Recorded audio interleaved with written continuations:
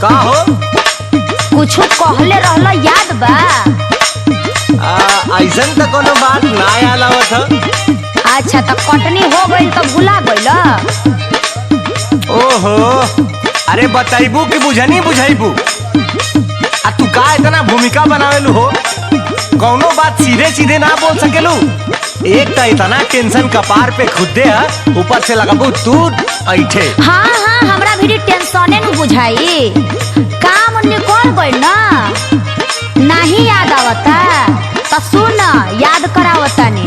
हाँ हाँ बताओ तो तनी। खाली फुसिलाई के करबला कटनिया हो, खाली फुसिलाई के करबला कटनिया हो, कहि के दियोला ना झोलनिया ना।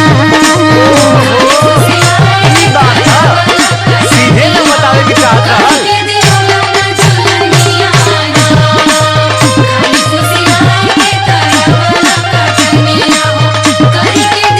याद आइल लो? अरे पागल, उ तो हमरा यादे बा, लेकिन कुछ दिक्कत बा। अरे सबर का फल मीठा होला, आ तहरो के मिली सबर का फल, आज ना त कल। हाँ तो सबरे नु करतानी। धनवा के भाव तनी बढ़े दे तू धनिया हो, धनवा के भाव तनी बढ़े दे तू धनिया हो, तोह के बढ़ाई दे झुलनिया ना।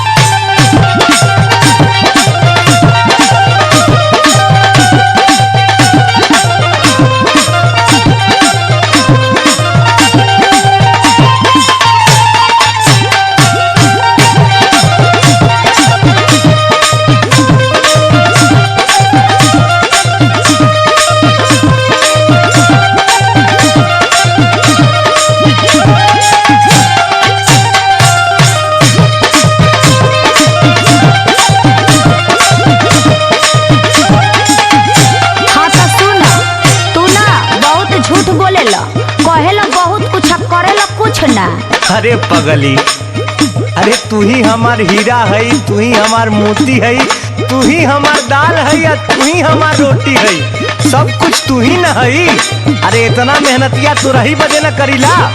हाँ तो सुनिए ला, बहुत पाइबा तो प्यार के न रस पाइबा, रात से जिया पे रजाऊ तो रस जाइबा।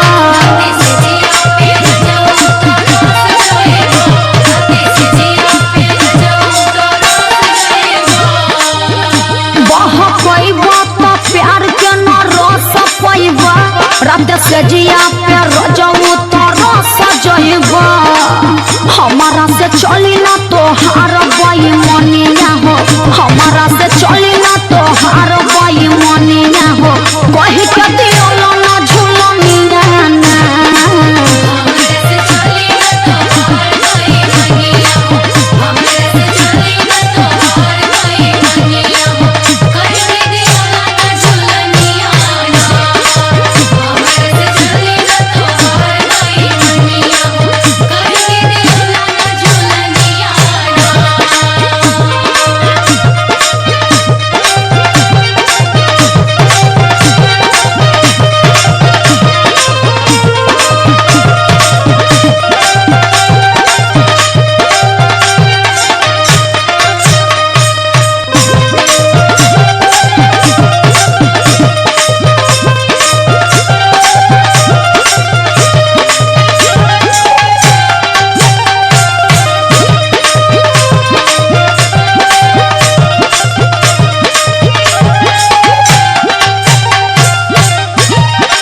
अच्छा तो ये बताओ, तो झुलनिए से पेट भरी?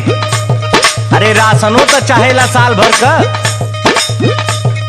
तोरा मन के करी ना तो का होई सुन। का होई हो? बड़ा सस्ता बा बेचे में खल जाई हो, पूरा धन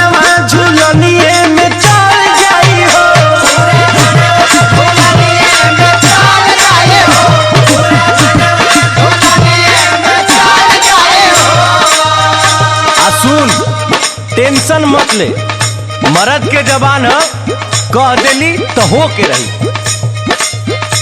बड़ा सस्ता बा बेचे में खल जाई हो, पूरा धनवा झुलनिए में चल जाई हो। जेडिया रितेश नाही तोरी है बचनिया हो, डीपीआई आशीष नाही तोरी